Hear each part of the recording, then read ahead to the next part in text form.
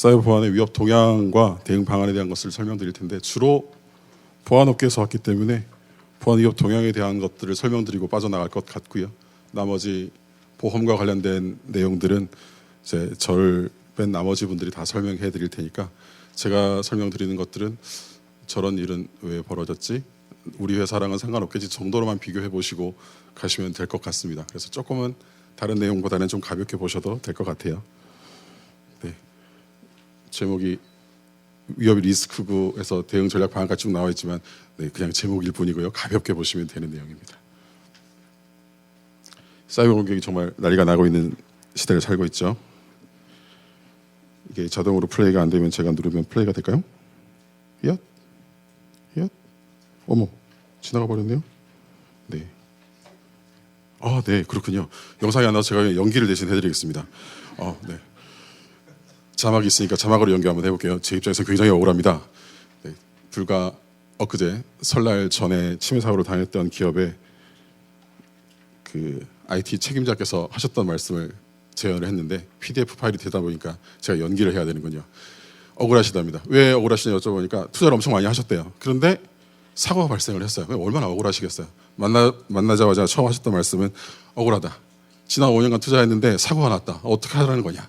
그리고 마지막 하신 말씀은 제발 어떤 PC에서 발생한 일인지 꼭 좀 찾아주세요 라고 말씀을 하셨어요. 그래서 찾아봤죠. 했더니 이게 이제 원래는 파워포인트였는데 PDF가 돼서 안 보여요. 이해해 주세요. 어떤 일이 있었냐면, 제가 막 분석을 다 했죠. 그랬더니 세상에 사고가 어디서 났을까요? 예, 상상을 조금 더 해보시면 되는데, 저희한테 신고해 주신 그 이모님 PC에서 사고가 난 거예요. 저희가 보고서를 어떻게 써야 될까요? 아직 보고서를 안 보냈거든요. 마무리를 지금 저희가 못하고 있어요. 이모님, 당신의 PC에서 사고가 시작되었어요. 이 문장은 지금 못 쓰고 있어요. 뒤는 다 썼습니다. 저는 너무 고민이 많아요. 어떻게 사실을, 진실을 말씀을 드려야 될까, 안 드려야 될까. 근데 핵심은 뭐죠? 네, 준비를 정말 많이 했고, 투자를 정말 많이 했고, 훈련도 정말 많이 했어요.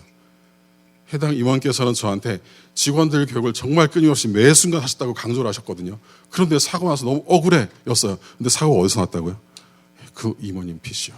이게요, 그 기업의 일만은 아닙니다, 여러분. 우리 기업의, 내 조직에, 저희 회사까지도 타깃이 될 수 있는 오늘의 사고예요. 어제의 사고, 남의 나라의 사고가 아니라 바로 오늘 현실, 우리나라에서 지금 벌어지고 있는 사고예요. 어떻게 왔냐고요? 네, 그냥 이메일에 그냥 괜찮은 친구가 이력서가 들어왔는데 그 회사에 자리가 있는지 한 번만 봐줘요 라고 보냈던 그 이력서 하나에서 시작이 됐어요. 증적으로 남아있는 게 제가 화면 캡처하는 거 하나가 딱 있죠. 네, 이력서라고 들어와 있는 것 하나. IT 부서로 가지 않았어요. 일반 사무를 보고 있는 인사부서로 갔던 파일이었습니다. 자세한 분석 정보는 보안회사에 들어가시면 다 있긴 합니다. 어떤 회사로 가시라고 말씀은 안 드릴게요. 그냥 일반 보안회사에 가셔도 이런 분석 정보는 굉장히 많거든요. 중요한 것은 모두가 이런 위협에 노출되어 있다는 점이죠. 공격은 굉장히 쉽게 진행이 되었어요. 이력서 추천하는 것들이 같고요. 그저 열어봤어요. 그런데 그럴 때 아까 앞에서 고문님께서 말씀하셨듯이 악성 코드가 들어왔고, 그 악성 코드에서 조직 내에 있는 주요 정보가 다 수집이 됐고 공격자에게 넘어갔어요. 공격자에게는 모든 정보가 다 있죠. 더 이상 이 기업에 탐낼 게 없어요. 그래서 마지막에 뭘 했냐면 모든 파일들을 다 암호화시켰어요. 아무 일도 못하게. 그리고는 이야기하죠. 돈 내놔. 그러면 암호를 풀어줄게. 이게 앞서 보셨던 랜섬이죠. 인질극을 펼칩니다. 어떤 결정을 하시겠어요? 이 회사는 아무 일도 할 수 없어요. 모든 결정을 할 수 없어요. 돈만 보내면 풀어준대요. 여러분들 조직에선 이런 일을 당하시면 어떤 일을 하실 수 있을지 준비가 다 되어 있으시죠? 네, 다행입니다. 축하드리고요. 더 잘 관리하시면 좋은 결과가 있으실 거라고 믿어 싶지 않습니다. FBI 통계고요. 제가 한 얘기는 아니고 밑에 주석 달아놨으니까 들어가시고 보시면 되는데, FBI가 뭘 했냐면 사이버 크라임 영역에서 돈을 누가 제일 많이 버는가를 찾아봤더니 진짜 많이 버는 것은 그냥 투자 사기예요. 대놓고 사기를 펼치면 돈을 정말 많이 벌어요. 그런데 그 다음번에 있는 게 뭐라고요?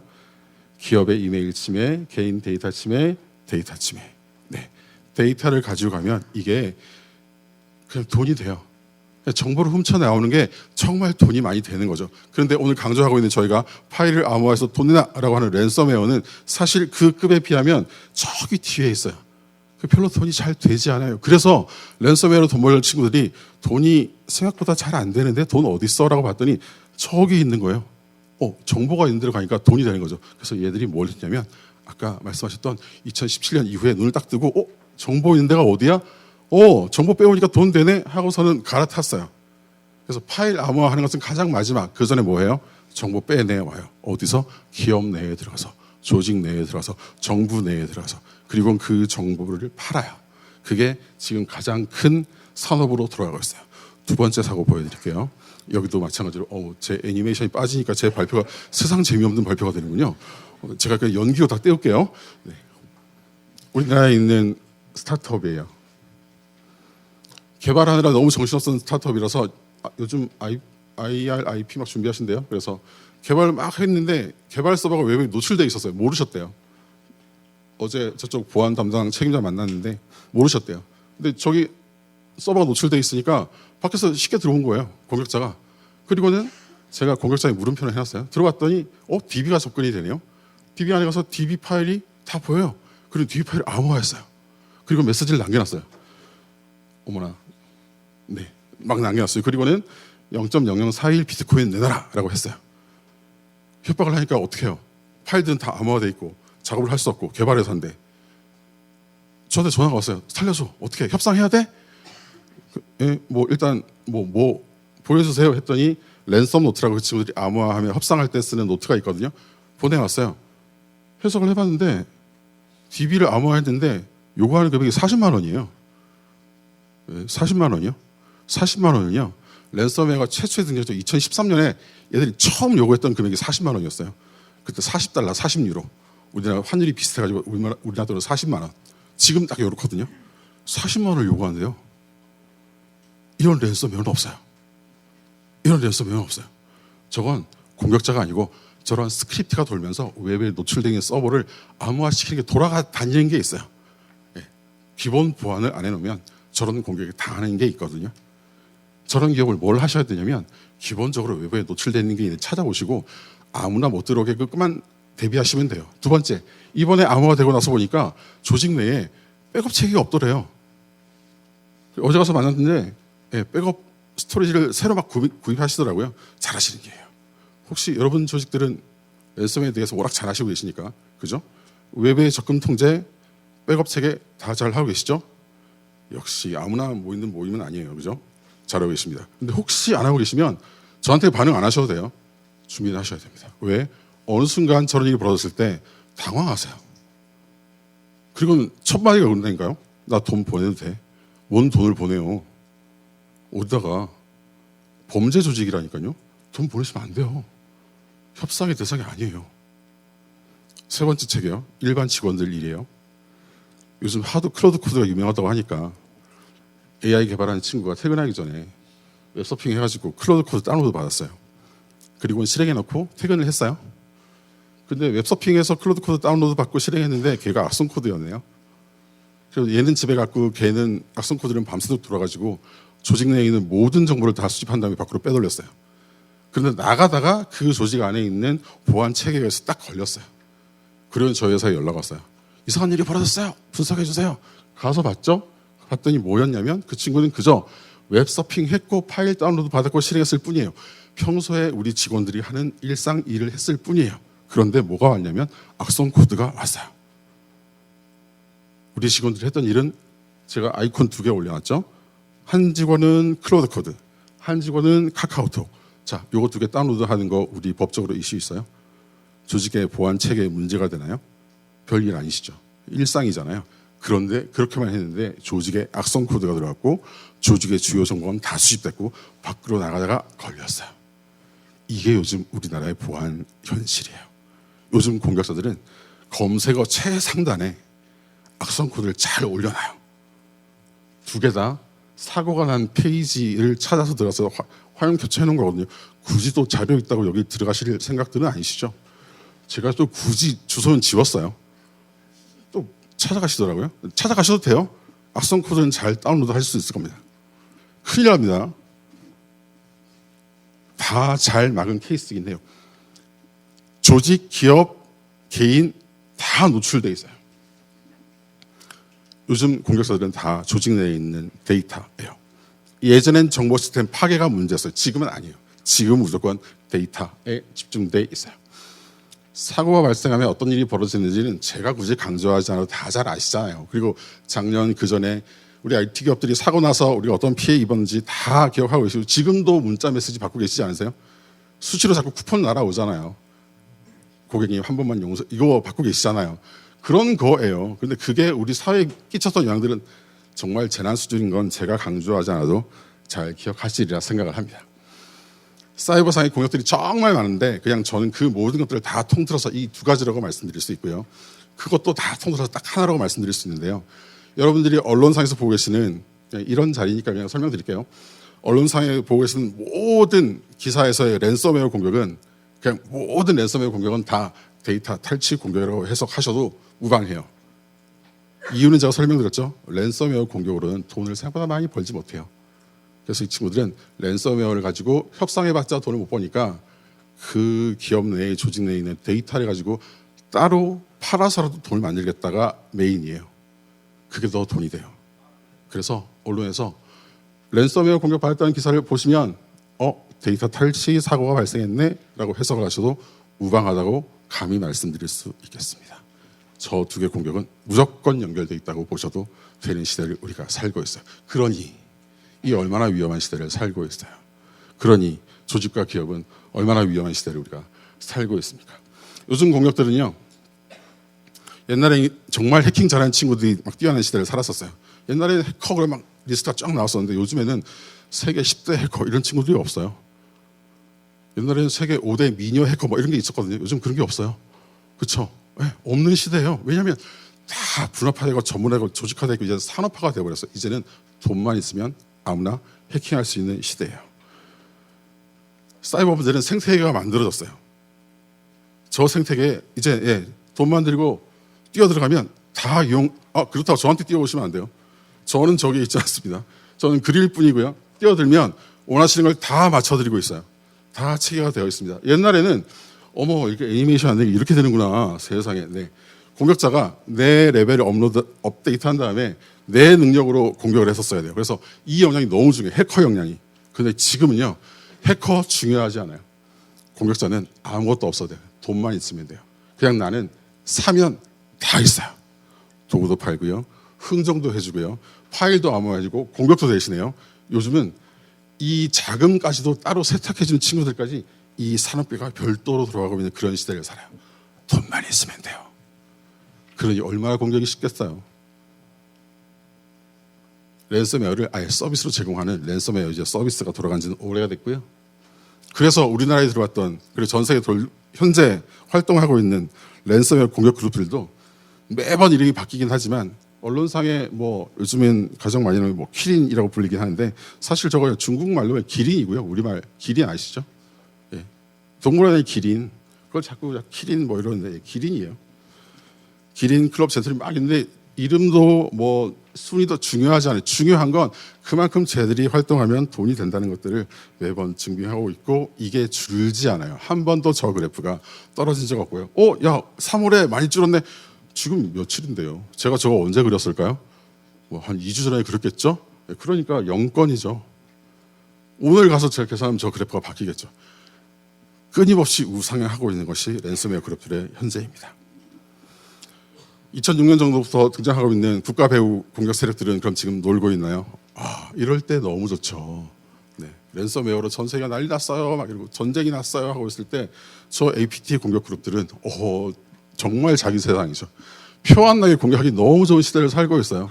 제 발표 장표 중에 저렇게 국가 깃발도 꽂고 이름도 쓰고 하는 일이 한 번도 없었는데요. 네, 22년 만에 처음으로 국가 깃발도 꽂고 나라 이름도 써봤네요. 그래도 된 시대를 살고 있네요. 네, 미국 대통령 덕분에 이런 일도 해보게 됩니다. 화살표가 전부 아니에요. 끊임없이 사방으로 막 펼쳐갑니다. 공격을 받지 않는 국가가 없고요. 사방으로 다 가요. 심지어는 자기들끼리도 공격해요. 쟤들은.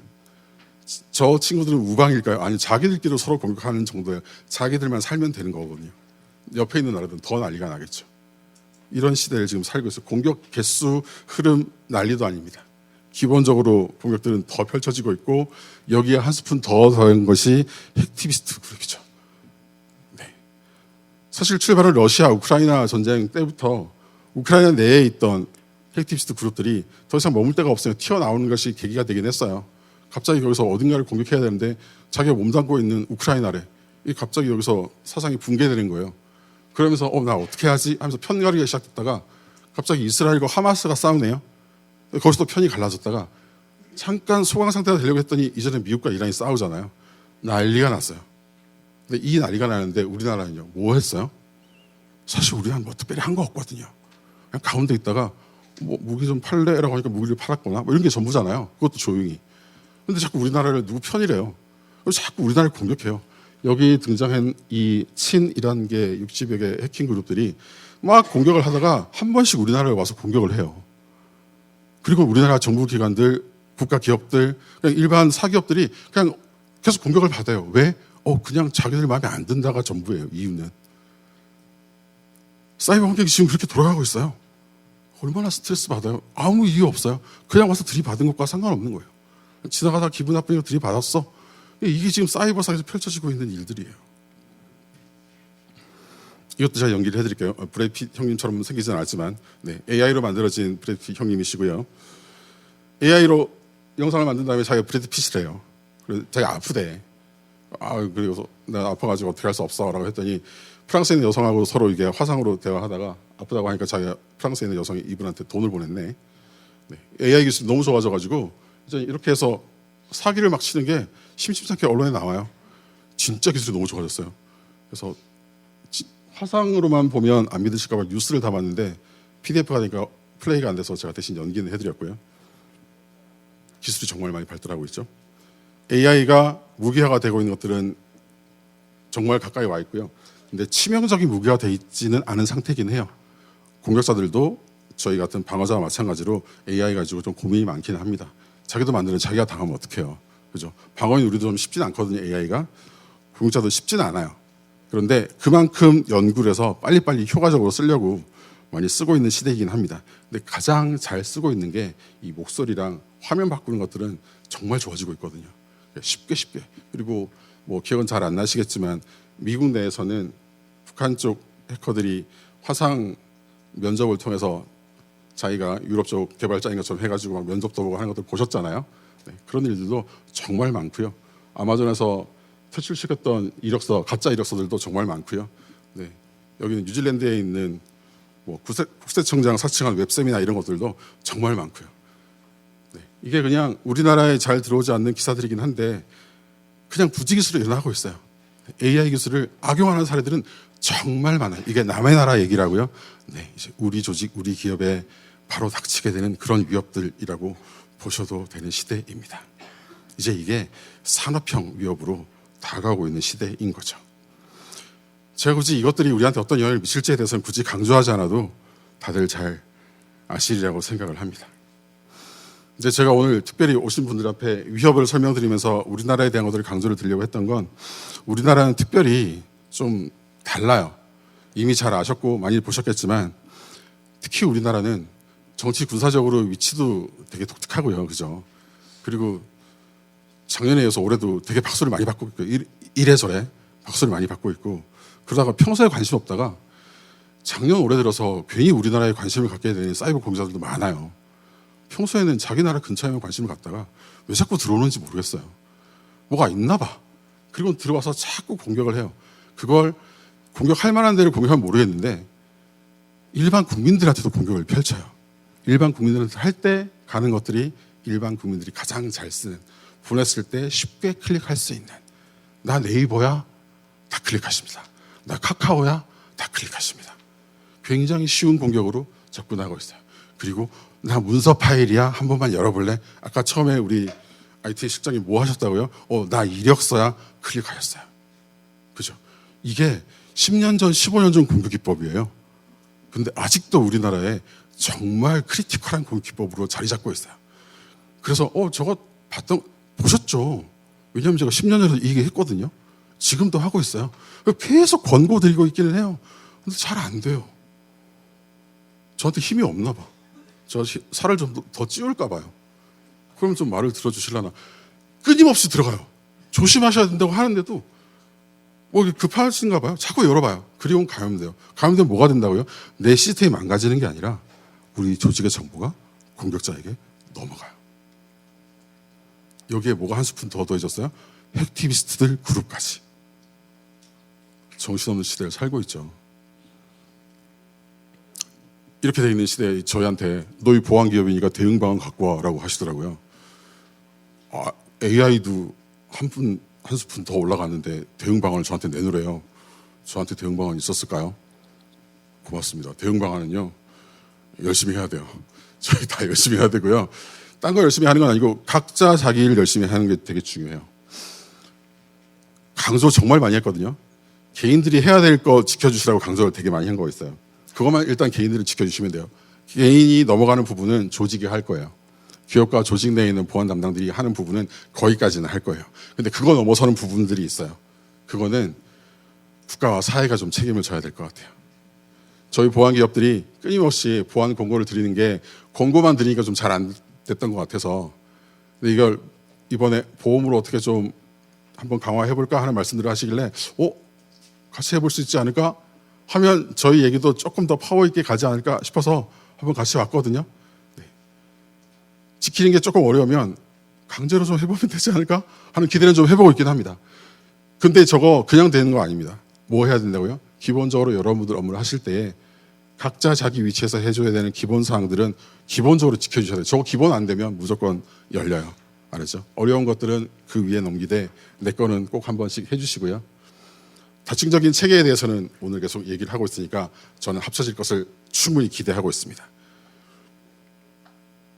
그래서 이 내용들을 가지고 아마 저 이후에 나오시는 분들과 함께 어떤 요소들이 더 보강되면 저희 것만으로는 안 되는 것들을 막아낼 수 있을지를 오늘 한번 답을 가져가실 수 있게 되지 않을까 기대해 보면서 제 발표를 마무리하려고 합니다. 경청해 주셔서 고맙습니다.